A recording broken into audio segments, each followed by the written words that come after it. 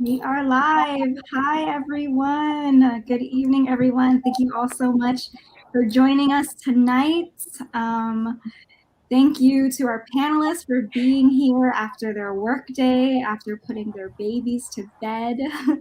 I'm so grateful that you have taken time out of your wildly busy schedule to participate in this conversation.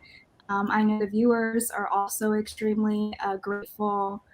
I wanted to take some time to let folks sort of trickle in, but then I remembered that the streaming is literally going to cut out in 1 hour. So we are going to get started because we have a lot to get through. With that, I want to start by sort of introducing myself, introducing Escribe, Gente, and then also, of course, introducing our amazing panelists. So I'm talking in English right now, but we will have translations moving forward. So I'm Raquel Reichard. I'm an Orlando-based boricua journalist, editor, the creator of Escribe Gente, and as of yesterday, the deputy director of Refinery 29 Somos. Esa es Raquel, es una periodista basada en Orlando, editora, creadora de Escribe Mi Gente y desde ayer directora junta de Refinery 29 Somos. Escribe Mi Gente is a mentorship program for emerging cultural critics of Puerto Rican descent. While Puerto Ricans both on the archipelago and in the diaspora are major cultural producers, our critics aren't often given the opportunities to write criticism about our own art, our own culture, and our own politics.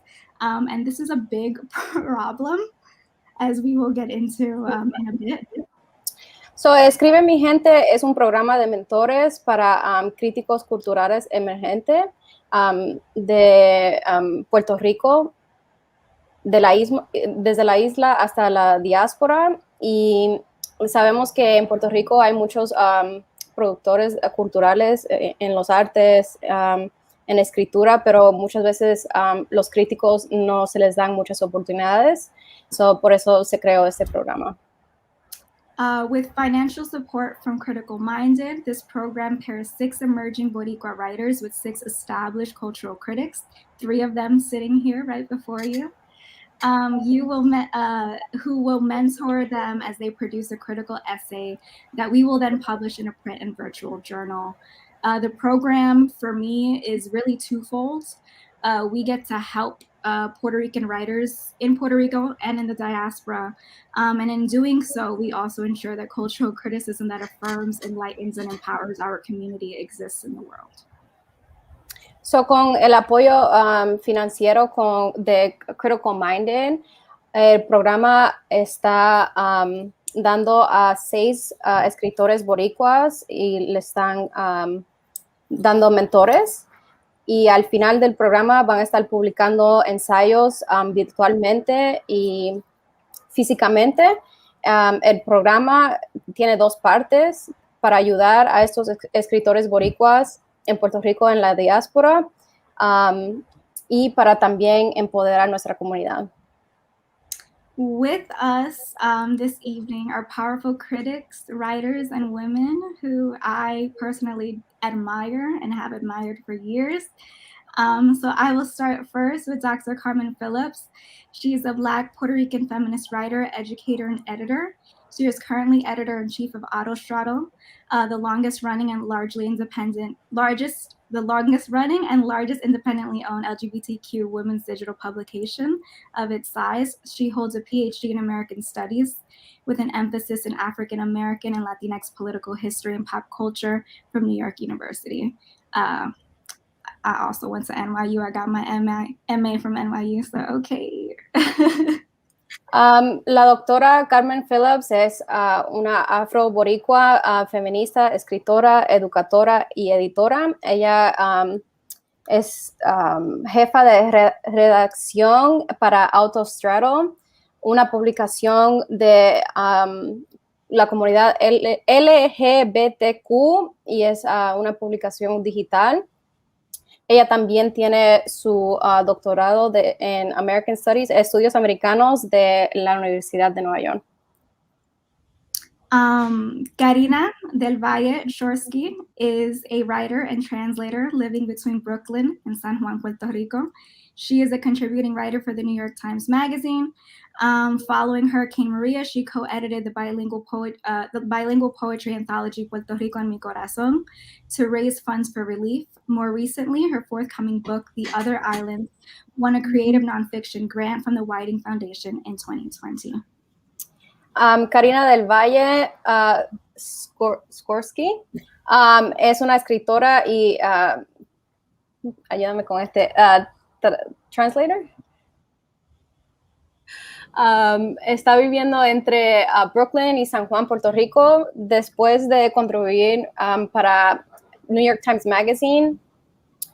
Y después del huracán María, ella coeditó una antología de poesía titulado Puerto Rico en mi corazón para recaudar fondos para el relief effort.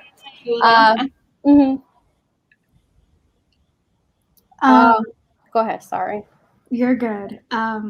Up next, Natasha S. Alford is an award-winning journalist, host, and millennial media executive driven by the power of storytelling to inspire and change people's lives. She's the vice president of digital content and a senior correspondent for the Griot digital network, as well as a CNN political analyst.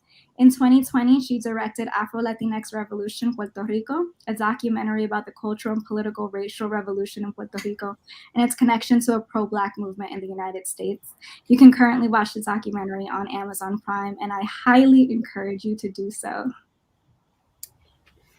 So I'm just going to say my translation of this is not going to do it justice, but I'm going to give it my best shot. This is me with my Spanglish translation here. So Natasha Alford es una periodista y ejecutiva dentro de las comunicaciones, medios de comunicación. Ella es vicepresidente de contenido digital y para CNN en 2020 ella directó Afro-Latinx Revolution Puerto Rico, un documental cultural y político racial, un documental de cultura y política racial y revolución en Puerto Rico que está conectando el movimiento afro-boricua y ese de afrodescendencias en Estados Unidos. Puedes ver ese documental en Amazon. That was good. That was good. Better than you thought it would be. Finally, that was great. All good. Yeah. Finally, I also want to quickly shout out Carina Reyes, who is translating. She's an LA-based Boricua producer and writer, and she's not only providing translations, but she's also doing tech support at the same time. So, big ups to Carina. Thank you. Gracias a todas. Voy a estar traduciendo hoy. Soy boricua basada en Los Ángeles, productora y escritora, y voy a hacer mi mejor trabajo tratando de traducir hoy. So, gracias por la paciencia, and thank you, Raquel, for the opportunity. I love being part of this conversation. Claro. So we had more than 50 people apply to this program, and that's without much, promotion. So it was a lot of folks, but unfortunately we were only able to select 6 people, which was incredibly difficult. There were also countless people who wanted to apply but weren't able to for many valid reasons. And so I wanted this discussion to sort of offer those who aren't in the program but are interested in cultural criticism to still have the opportunity to learn from some of the amazing mentors who are in the program. So, desde más de 50 personas que aplicaron a este programa, solo seleccionaron 6. So, este programa, este live stream, básicamente es para ofrecerle a las personas que no pudieron ser parte del programa, parte del discurso, información de todas estas personas que vinieron a hablar con nosotras para que puedan aprender un poco y ayudarles en su camino en la crítica cultural. With that, let's get started. based on the applications, there was some confusion around cultural criticism. Some people shared pitches for personal essays, reported features, and research papers. While cultural criticism certainly can encompass some aspects of these different styles, how do you define cultural criticism and how does it differ from other writing styles? And anyone can respond to this question. Rápidamente, la pregunta está basada en que en la mayoría de las aplicaciones había un poco de confusión en lo que exactamente era la crítica cultural. Mucha gente enviaron ensayos personales o informes más largos. So, estamos preguntando si la gente puede, o si cualquier persona puede dar una definición más concreta. Y cualquiera persona que quiera empezar puede empezar.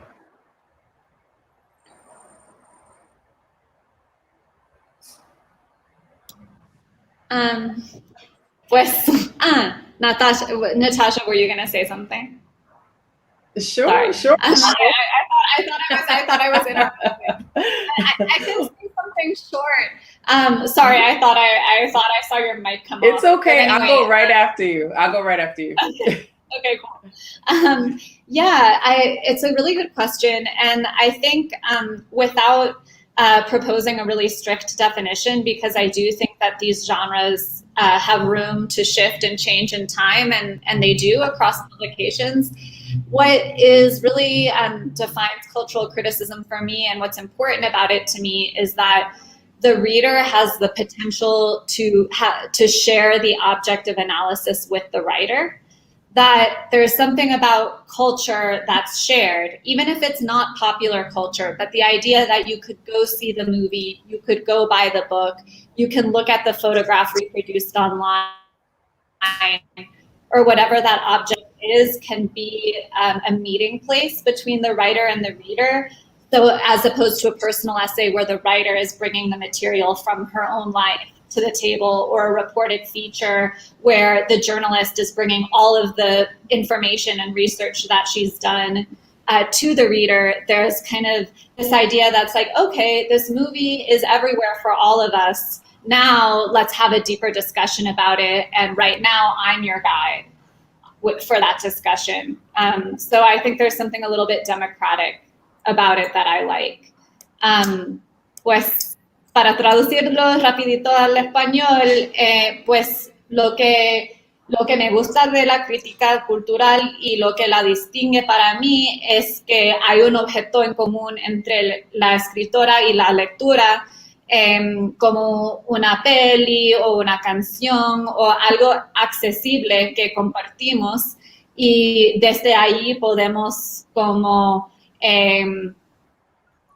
construir una conversación en común, y que sí, no importa si es algo de cultura popular o algo un poco más niche, no sé qué decir, pero que se puede compartir el objeto. Eso es una de las cosas que para mí lo distingue. I really like the point that you made about it being democratic, right? In a way that, you know, journalistic reporting isn't. Natasha, did you want to add something to that? Sure. Well, you know, first of all, I'm just honored to be on this panel with so many incredible voices and writers and thinkers. So thank you for having me. We hear the phrase, you know, for the culture a lot.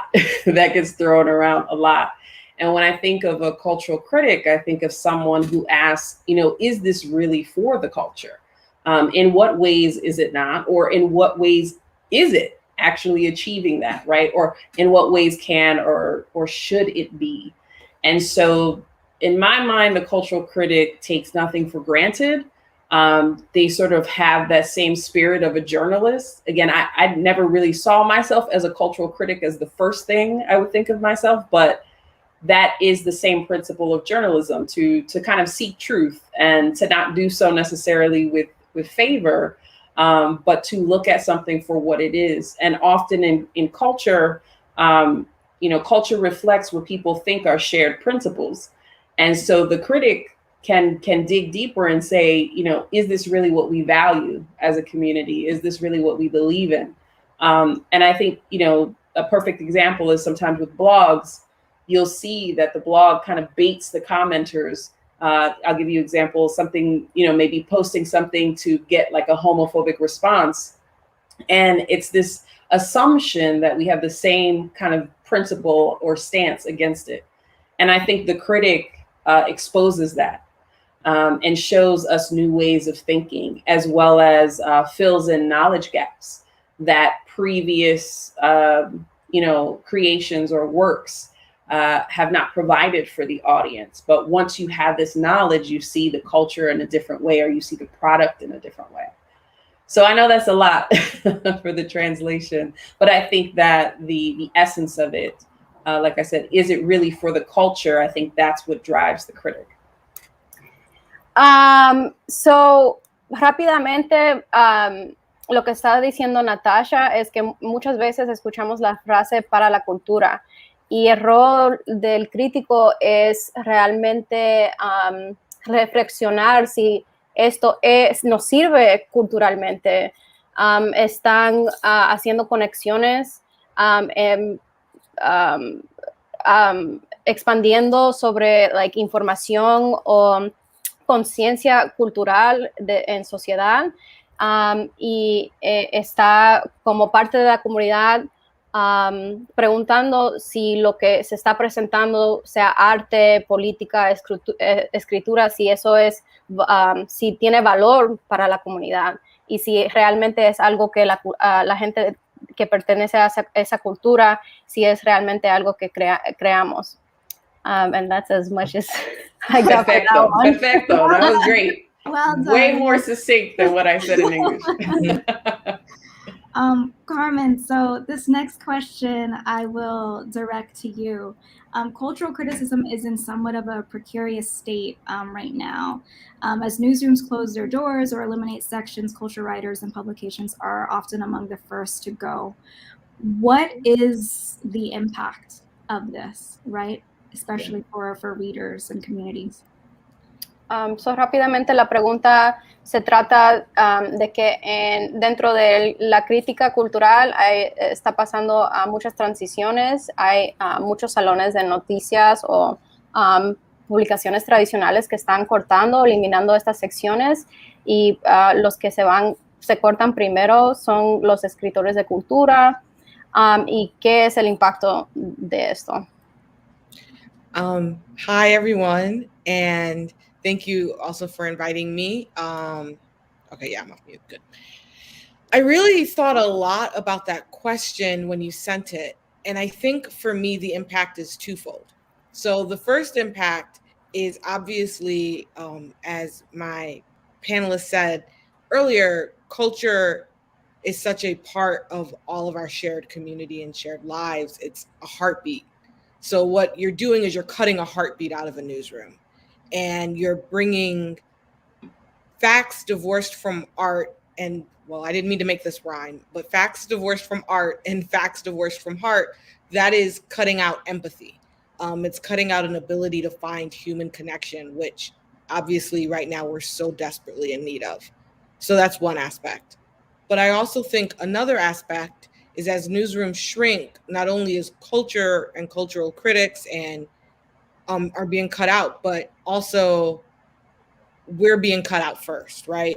Brown and Black people are being cut out first. And so what you also get are the few cultural critics who are left are usually straight and cis and white men.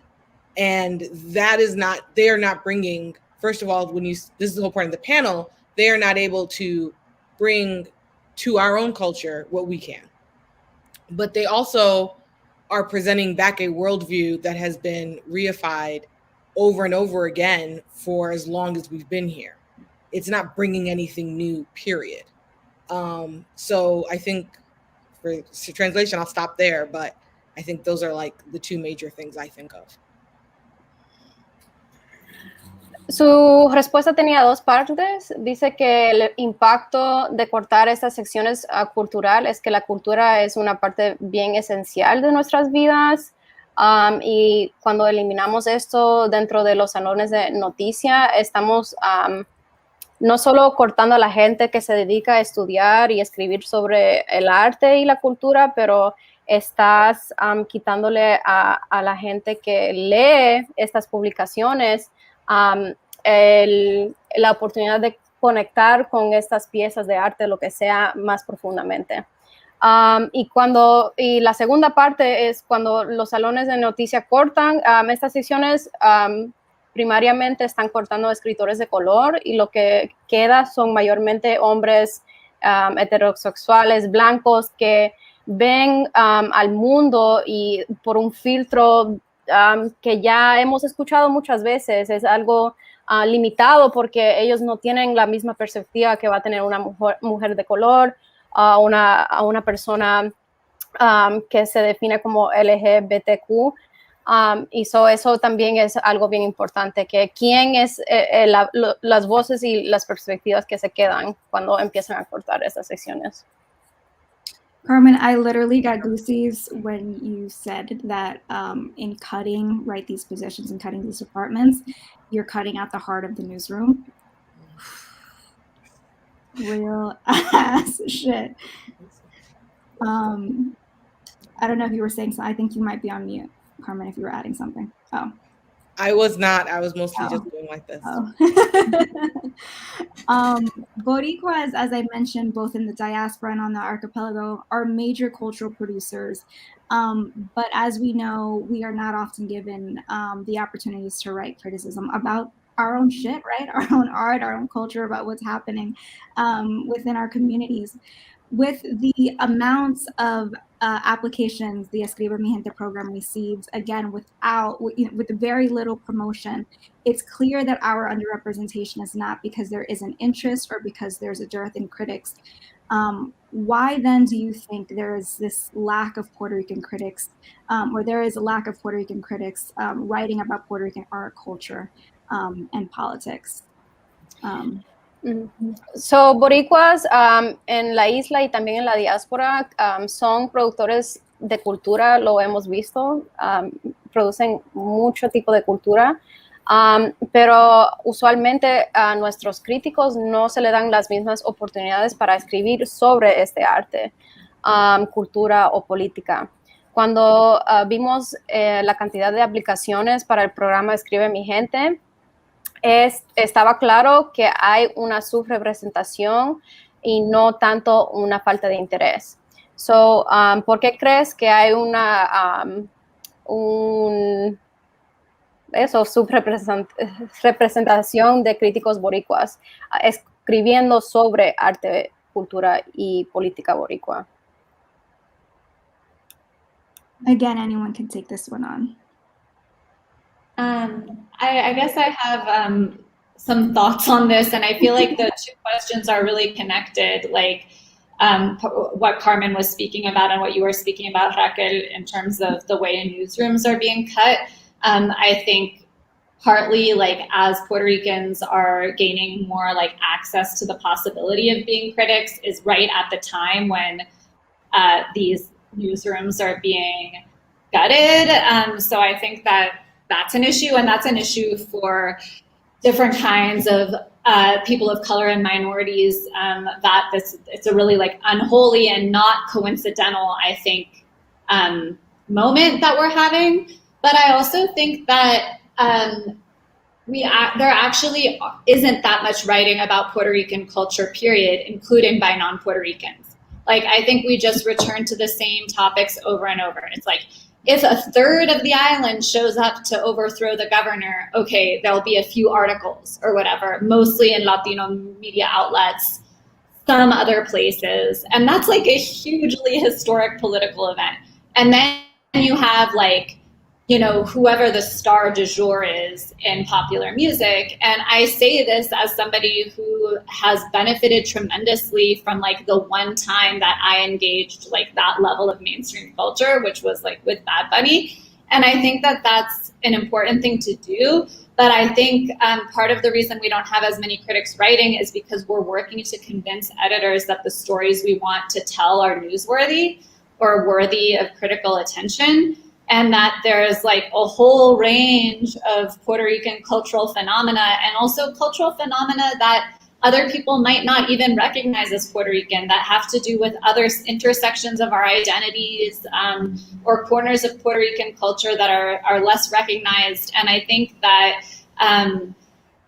newsrooms and editors need to be more open to what Puerto Rican and other critics of color are bringing to the table that comes from their particular perspective on the culture, which is not the same as what the mainstream culture judges as valuable in Puerto Rican culture.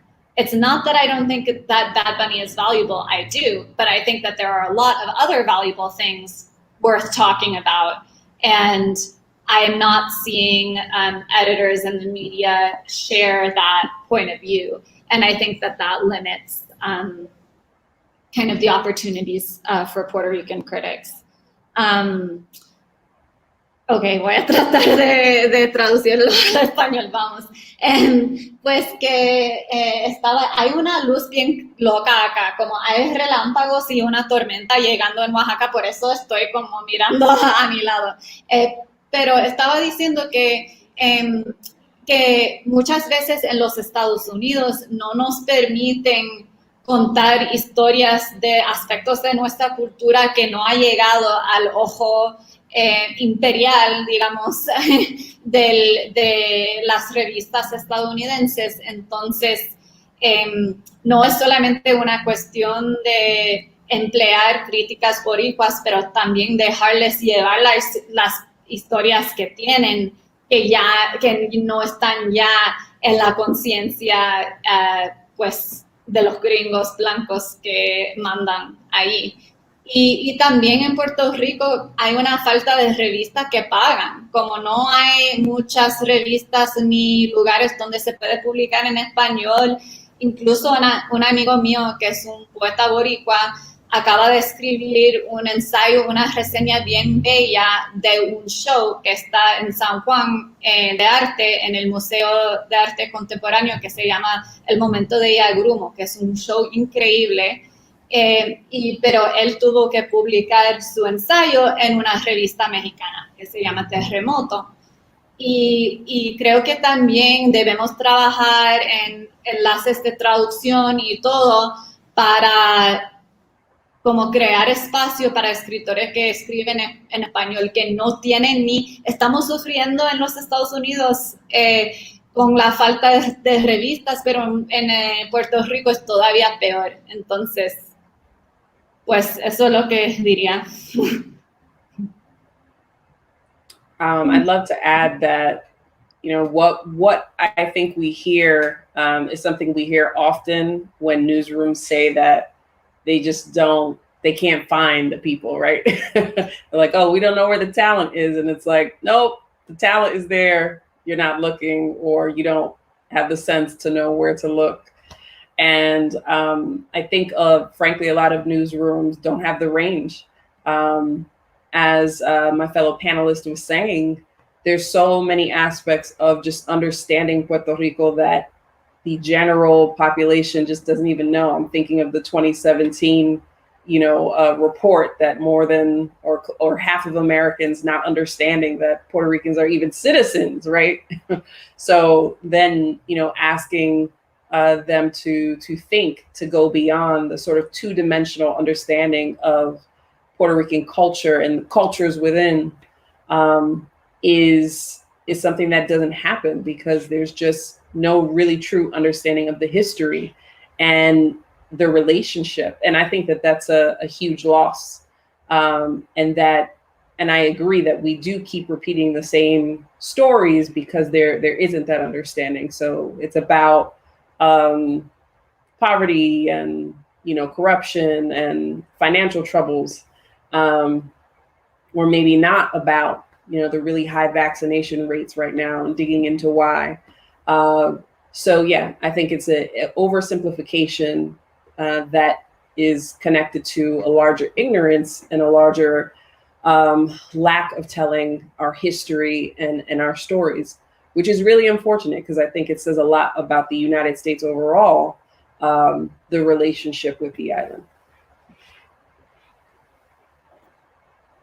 So, básicamente, Natasha estaba diciendo que lo que pasa en estas publicaciones o salones de noticias es que mucha gente dice lo que dicen en muchos otros lugares, que no encuentran a la gente, pero la verdad es que no lo están buscando.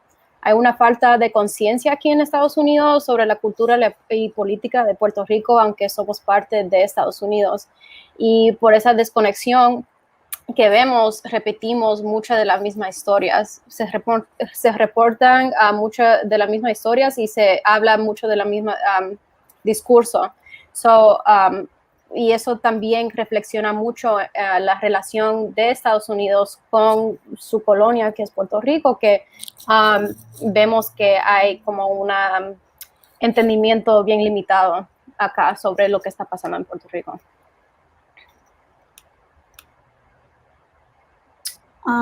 Thank you both for your responses. I think that they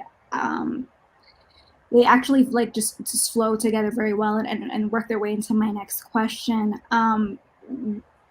We are, right, getting the same stories, right? Whether they're about our megastar of the moment, like Bad Bunny, or they're that one moment where something huge happens that just like you can't ignore, or at least Latinx media can't ignore. And in doing so, of course, we miss these critical everyday conversations and moments, and then also, of course, this historical context. With that, right, what is the cost of this, right? What do we lose? What do the people lose, right? Why do Boricua critics matter? So, las respuestas de las últimas dos paneles se dio a esta pregunta que se trata de la importancia de críticos culturales de boricuas, porque muchas veces, como mencionaron, Puerto Rico aparece en la noticia cuando hay una estrella famosa como Bad Bunny, o cuando algo súper trágico como el huracán María, o algo súper importante como que está pasando en la política local, pasa. So, otra vez, ¿cuál es la importancia de los críticos culturales boricuas? Well, I think one thing we lose is a chance to see ourselves, right? Because when you're only focusing on Puerto Rico, when it's Bad Bunny, when it's Jennifer Lopez at the Super Bowl, when it's, as Carina said, when there are these massive protests, the kind of which have not been seen really on a global scale in so long, and you get maybe 2 articles.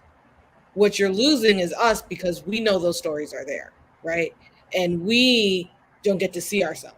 And the people who are reading these newspapers, the people who watch these TV shows, who are reading the internet, they feel that gap between what we see in our lives and what is being reflected back to us.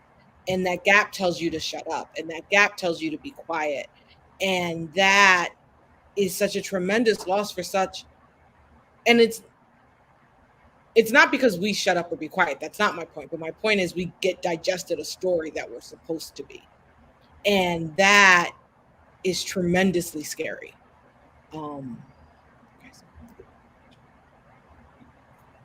So, cuando solo están publicando o hablando sobre estos momentos que son solo de vez en cuando, o cuando cosas grandes pasan, lo que pierdes son nosotros mismos. Sentimos esa falta de representación y lo que ocurre es que nosotros sentimos esa desconexión entre lo que sabemos, lo que está pasando en nuestra comunidad y con nuestra gente, y lo que está hablando en la cultura más grande, en el contexto nacional. Pierdes a nuestra comunidad como audiencia, pero también nosotros nos perdemos en sentir que somos parte de los Estados Unidos o de lo que está pasando hoy en día. And can I add a very tiny point? Sorry, what Carmen said was so good. It's just a very tiny point, is that anything that does not fit the regular story that has been told again and again gets met with such anger or vitriol, right? So the criticism is seen as an attack on the culture, an attack on the people, when you're just fed the same story and people believe that that is the story, right? And so particularly when you're talking about issues like race, it becomes seen as, it can be seen as divisive, when really it's an overlooked aspect of the story. You know, reggaeton and the fact that the roots are Black on the island. I mean, those things, I think, are also part of people's emotional reactions because the criticism is not allowed to flourish.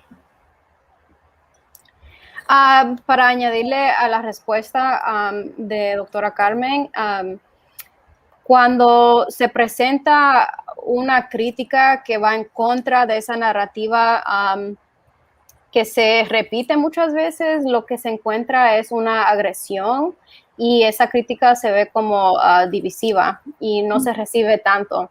So, aunque hay discursos necesarios como los raíces del reggaetón y en la cultura negra en el Caribe, eso cuando uno lo trae a la narrativa o al discurso nacional, se ve como algo divisivo o no se recibe tan abiertamente como, vamos a decir, gente que habla sobre lo mismo. If I can just start, I just want to add to that too, because I agree. And I think when you were talking, just hearing this whole conversation, I do believe it happens at two levels, right? So we don't, I believe, in part get full stories of our culture, because to really talk about Puerto Rico, we have to talk about colonialism. We have to talk about a power dynamic with the United States, which is not something that most newsrooms are ready to get into on like a Tuesday. But I also think tied to that, even within our culture, we're not ready to talk about race because that is now requiring us to deal with the power dynamics within us, right? And I think that same aggression that you see when we're talking about how do we, as Puerto Rican cultural critics, how are we making room? How are we making space, elbowing in there? What's the resistance we're meeting? I think that's very similar to what the resistances we meet, like for me as an Afro-Boricua, when I want to write about race, right? Like there is a parallel. Like I'm not saying they're identical, but there's a parallel. So esa división se ve en dos niveles. Cuando no se habla de nuestras historias, se elimina o se borra en completa ese contexto de colonización de nuestra historia, y es algo que realmente estos salones de noticias no quieren discutir. Cualquier día de la semana están más pendientes a otras cosas. Y dentro de nuestras comunidades no estamos, porque no se habla frecuentemente, lo que encontramos es una falta de ser abierto a esas conversaciones más incómodas como el racismo o cualquier otra narrativa política que realmente es like contentious, no sé cómo decir contentious, pero lo que se encuentra dentro de nuestra comunidad es la falta de voluntad en discutir estos temas más complicados. This is such a big and important conversation. I mean, I immediately think of like, you know, what are we told, you know, that a Boricua is when we are young, right? We are taught as children that we are equally African, European, and Taino, right? And so even today, when you challenge that, when someone challenges that, the response is really to resist that, to be angry, because this is a story that we have been told our entire lives, that people have been told their entire lives. And that's so complex, and there's so much there's so much to say there. But if you will allow me, I would like to move on to the third portion of this conversation, which is really to provide some sort of like hands-on practical like advice to the applicants and to emerging writers. So many of the people who applied to the program were young academics interested in reaching a public audience, as well as emerging journalists hoping to break into freelance cultural criticism.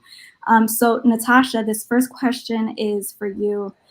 Many of the applicants submitted brilliant essays that spoke to their talents and capabilities, but really struggled with writing a pitch. As an editor, how important is the pitch, and why do you, or what do you look for in pitches, especially those on cultural criticism? This is a great question. I remember having a lot of anxiety as a rookie journalist about how to capture somebody's attention. And the truth is, just think of your editor as a person, somebody who is busy, who has hundreds of emails and assignments. And the easier you make it for them to see your pitch published, the greater your chances that you get published. So that means simple things like providing a headline for how your piece should appear, so that they could imagine, okay, this is how I would run it, even if they end up changing it a little bit. Thinking about the timing of it. Timing is everything. So if everybody is talking about something and is having a moment, do not hesitate to pitch. Think ahead to the next day, because chances are they're going into a meeting and they're trying to figure out, what are we going to run today? So if you can beat people to the punch, that is a great way to get published. Also, don't feel pressure to write the entire thing that you want to publish. It's okay to just include the thesis statement, because the truth is the editor's not going to read the entire thing.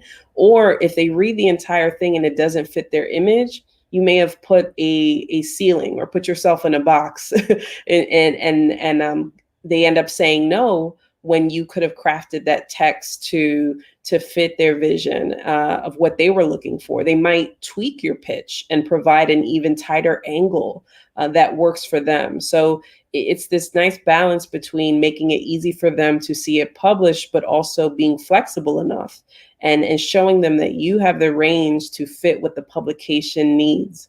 And then lastly, just make sure that you represent yourself as a writer. Don't worry if you're aspiring. Don't worry if you have, 10 followers and one of them is your abuela. Just have your website, have your Twitter account, have your bylines easy to access, have your biography there, and represent yourself the way that you want to be seen, because all it takes is one piece. That one piece could go viral, and your brand as a writer changes overnight. So don't worry about needing others to validate you first. Present yourself the way you want to be seen, and allow people to amplify your work. Okay, so Natasha compartió muchos consejos. Estaba contestando la pregunta, ¿qué es la importancia de una propuesta? Porque en muchas de las aplicaciones se vio que muchos de esos escritores que a lo mejor se están metiendo a esta carrera por primera vez, le faltaba un poco en su propuesta, y básicamente estaba diciendo que las editoras son gente súper ocupadas. So una propuesta lo que hace y lo que sirve es para, dentro del poco tiempo que ellas tienen para leer tu propuesta, tienes que agarrar su atención.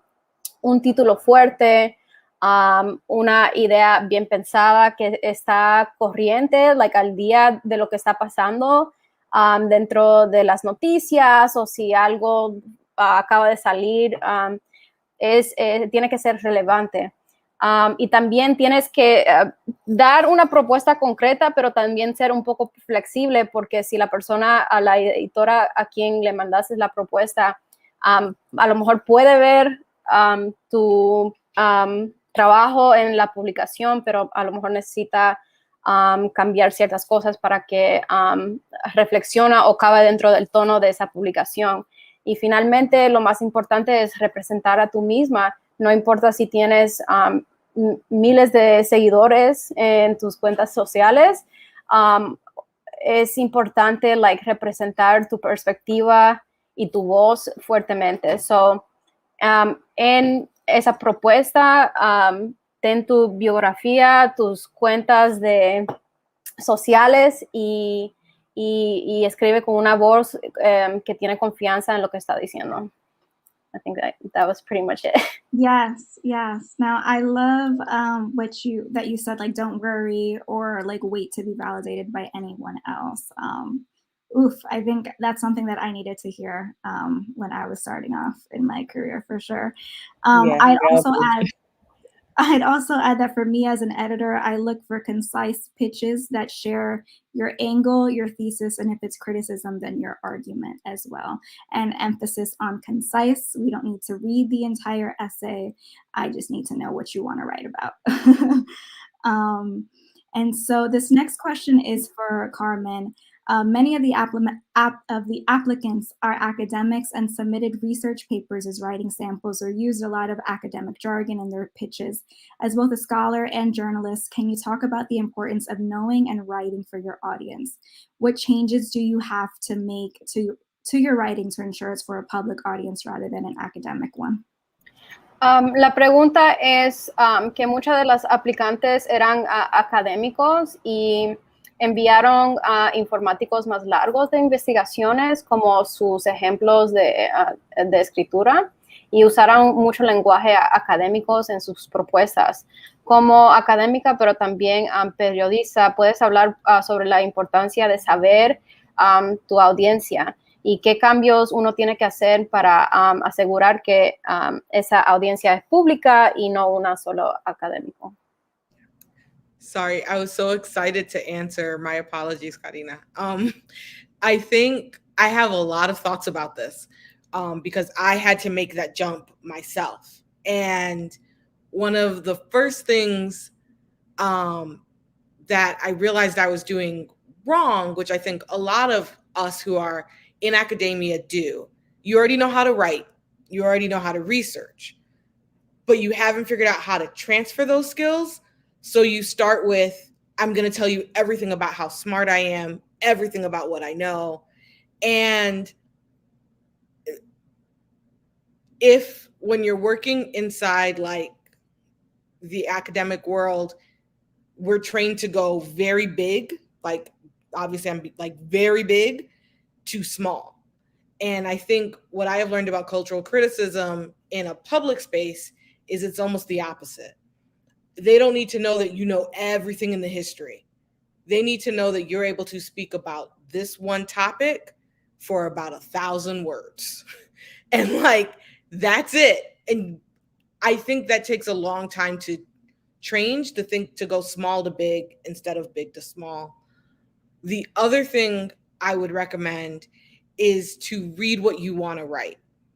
And I think what we do every day, if you're sitting on, the thing that changed it for me was I realized the writing I wanted to do, there was no space for me to do that in my old life.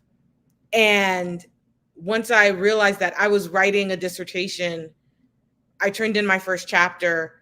My dissertation advisor was like, this was a really good bestseller. That is not academic work. And you know what? That was very harsh, but true. Now I'm much happier where I am. And I think part of that is you have to read what you want to write. If you want to be writing freelance journalism, you should be reading it. If you want to be writing for Refinery 29, you should be reading it. You want to write for The Atlantic, read that. And then you're going to be able to find your voice because you'll be reading the people that you want to sound like.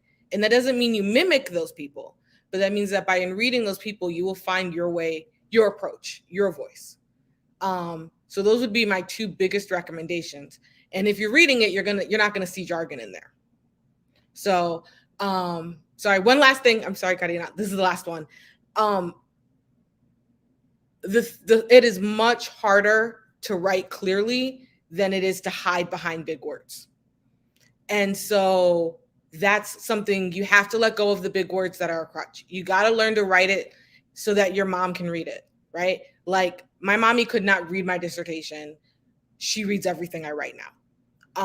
And so that makes a big difference. And I really recommend thinking about that too. Okay, that's it. Okay.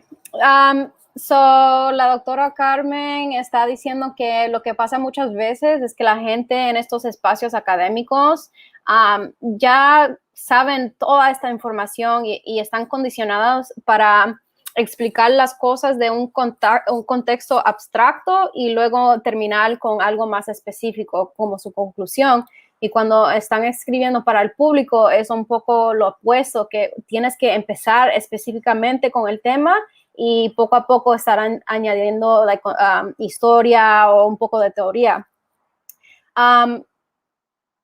Hablando de teoría, ella está diciendo que es más difícil hablar y escribir claramente para que entiendan, tu mamá o la gente en tu vecindario, que en vez de esconderte detrás de palabras grandes, porque asumiendo que todo el mundo entiende lo que estás diciendo.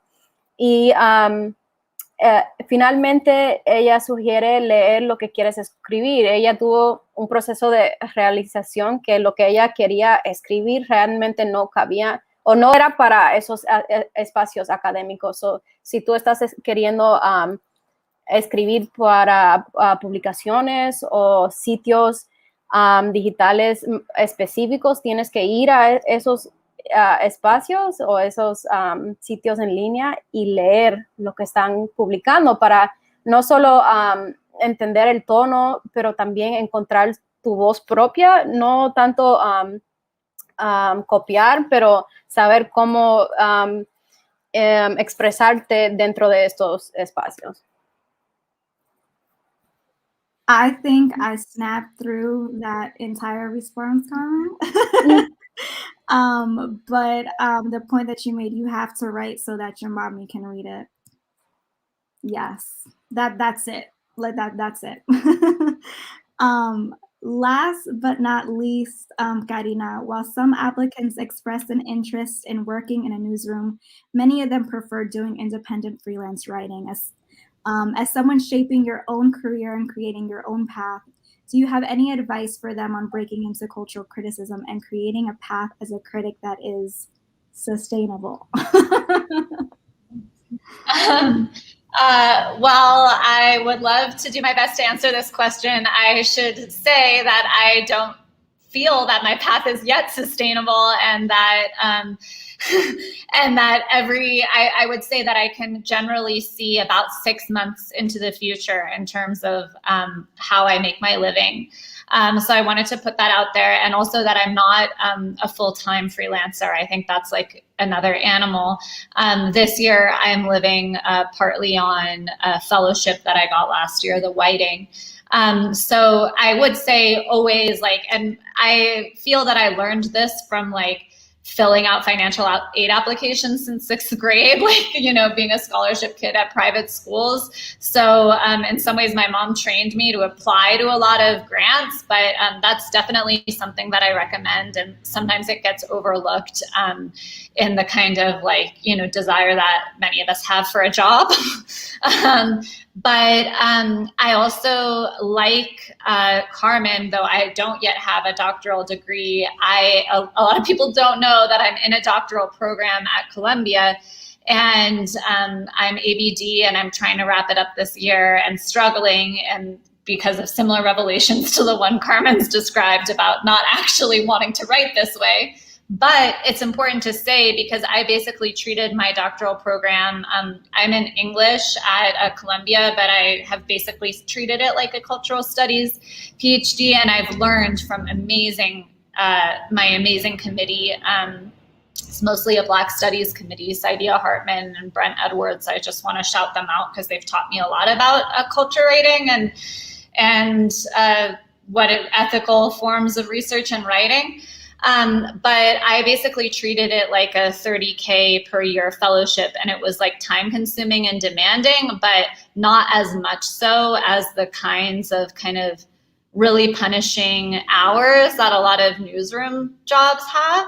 I also couldn't break into those jobs. I didn't go to J school, and I don't have an MFA in creative writing, and I really struggled to find an entry-level position in magazines that was even as much money as the PhD. This is crazy. So part of like the way that I've been able to be like choosy about the kinds of assignments or the kinds of pitches that I do and the assignments that I did for many years was because that's not where I was getting my money. Mostly what was sustaining me was the PhD stipend.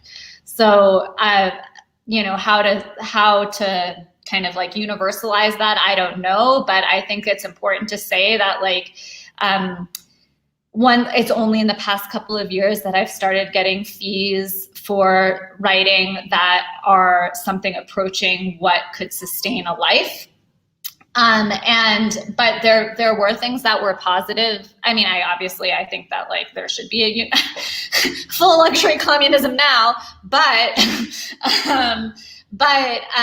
I think there were some benefits to being able to kind of like approach more mainstream magazine publications from the side. For a long time, I mostly published in indie literary magazines and stuff like that, and I always, rather than like having to look for the news hook, I thought to myself first, like, what do I want to write? What is the kind of writer I really want to be? To echo what Natasha was saying about presenting yourself as you want to be seen.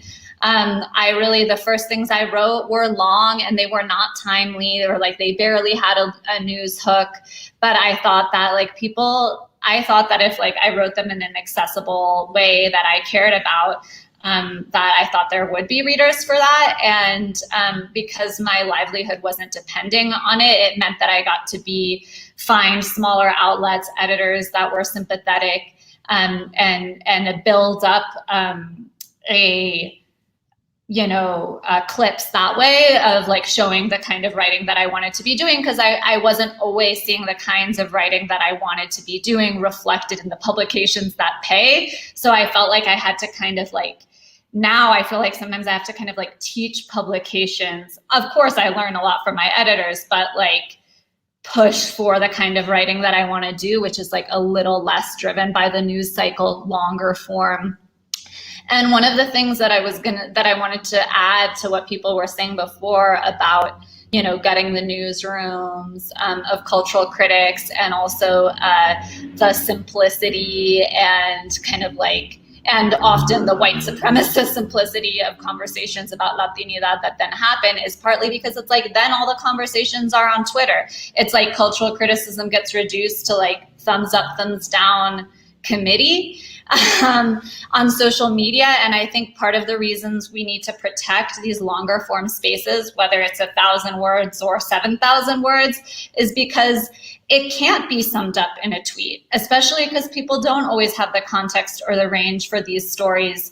So I do think it's worthwhile to sometimes think of other angles of approach. And like I've been writing for, you know, these kinds of cultural criticism and personal essays, long feature type of things for I guess 6 years, but it's only in the last year and a half that has become something that I can now see becoming more of a career. I'm sorry that that's kind of a long and chaotic answer, but I think it's not one size fits all, and I like to be candid about what's worked for me, because I think there's not actually really like a clear path to like becoming a freelancer that writes about whatever she wants, you know? Okay. So, okay. Hablaste de tres cosas: de buscar becas, de poder escribir piezas más like largo, pero que no necesariamente eran like corriente, y también buscar básicamente tu propia forma de hacer esta carrera. You obviously said mucho más. Pues solamente para decir que como escribí muchas cosas que no me pagaron antes, para mostrar cómo quería escribir, y eso podía ser porque tenía otro dinero a través de mi programa de doctorado, y así como tenía el lujo de mostrar cómo quiero hacer, y ahora está traduciendo más cosas que pagan. I just want to emphasize something that you said. There is certainly power in memes and in tweets. They play a role. They're important. They do a lot of good work. But that doesn't mean we should be abandoning long-form journalism.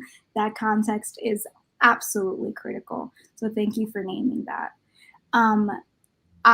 We are definitely a couple minutes over, but I do want to at least give us about 5-10 minutes, if y'all are okay with that, to open up for questions. I've been like peeking over here, seeing if anyone has. Yeah, I'm looking. It's mostly just a lot of comments praising our amazing panelists. Let's see. Yes. Okay, here we go. As mentors for the inaugural Escribe Mi Gente program, what are you most looking forward to? Thank you, Nick. Nick was a part of our selection committee. Thank you, Nick. Oh, did we need to translate that? Yes, sorry. Como mentores para el programa, el primer año de este programa Escribe Mi Gente, ¿qué están esperando? Yes. I am looking forward to working with a young writer or an emerging writer. I guess I don't know that she's young. I am looking forward to working with a new writer. It's something, my magazine is kind of unique in that I work with early career writers all the time.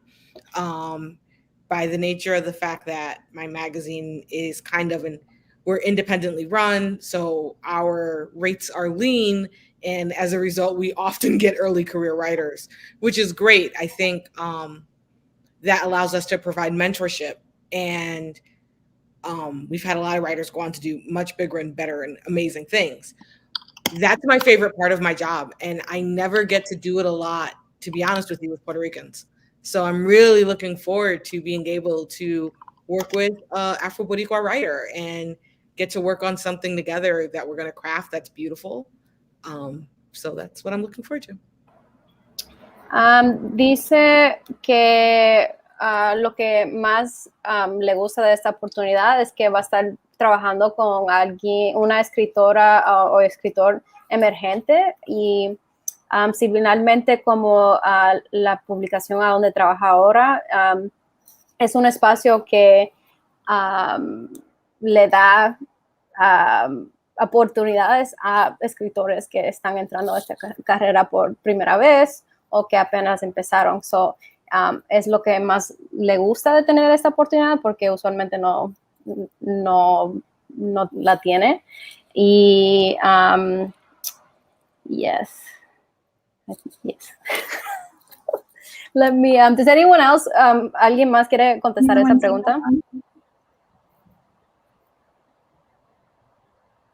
Okay, we have another one. What would a cultural criticism look like on a local level? What happens in your community, at school, or annual events? ¿Cómo se viera una crítica cultural al nivel local? Por ejemplo, lo que pasa en tu comunidad, en la escuela o en eventos anuales. It's so interesting. I was just reading an article about cultural criticism on TikTok and how that it has become a thing, you know, even in 30 or 60 seconds.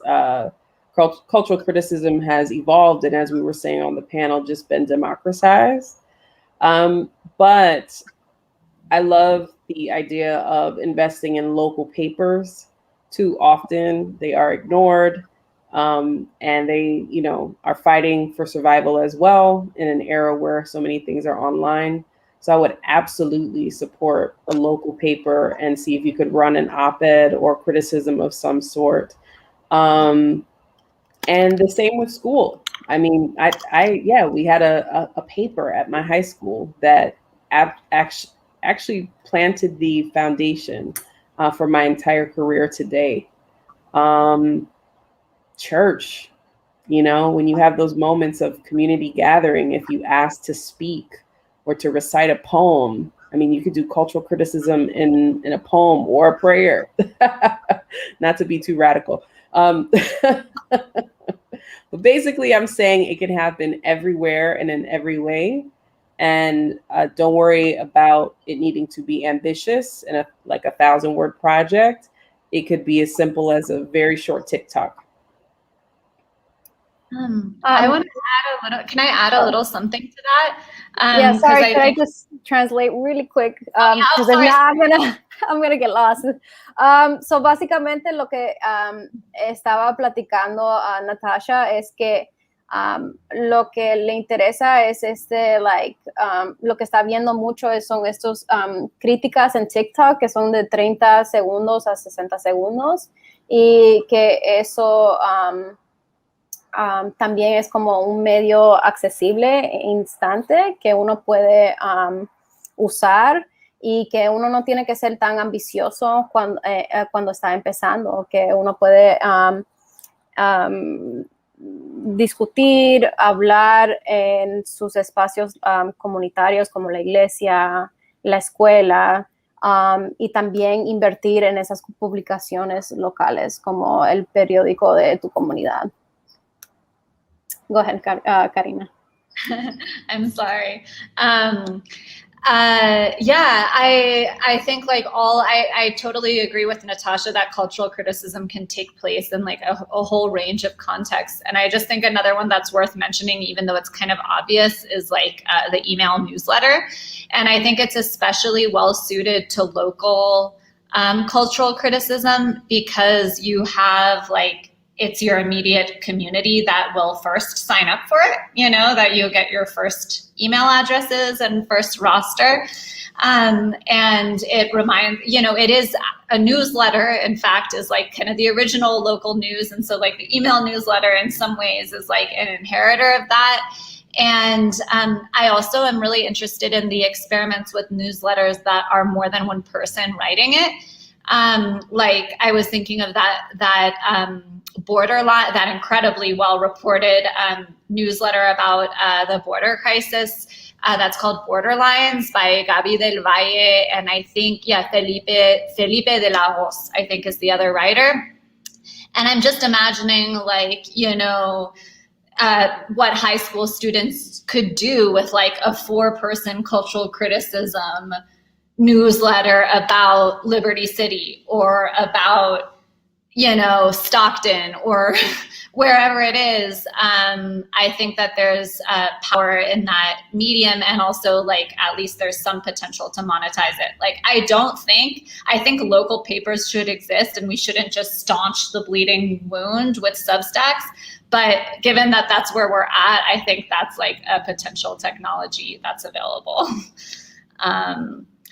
Solamente quería añadir que Substack también como puede ser poderoso y no tiene que tener solamente un escritor, se puede tener múltiples escritores como Borderlines de Gaby del Valle y Felipe de la Hoz, creo que es su nombre, y que también como ya tiene un poco un ámbito local, mosquitos, pero sí, que esa es otra opción.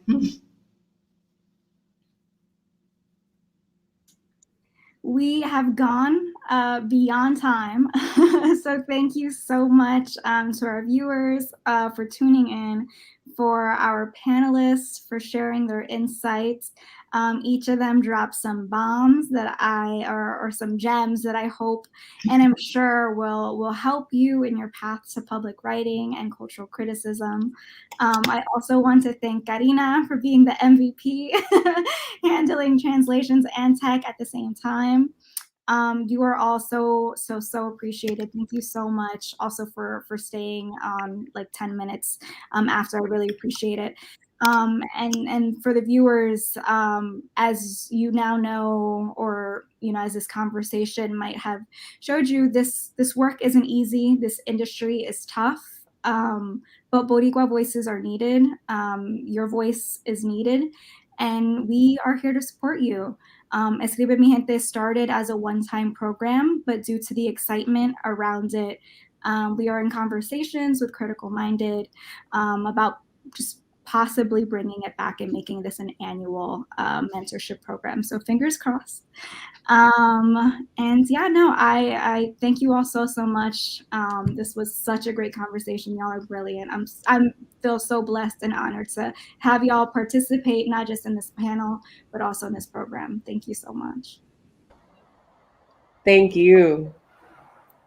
Thank you. Thank you. Thank you, everyone. All All right. It was a pleasure. Bye. Buenas noches. An honor.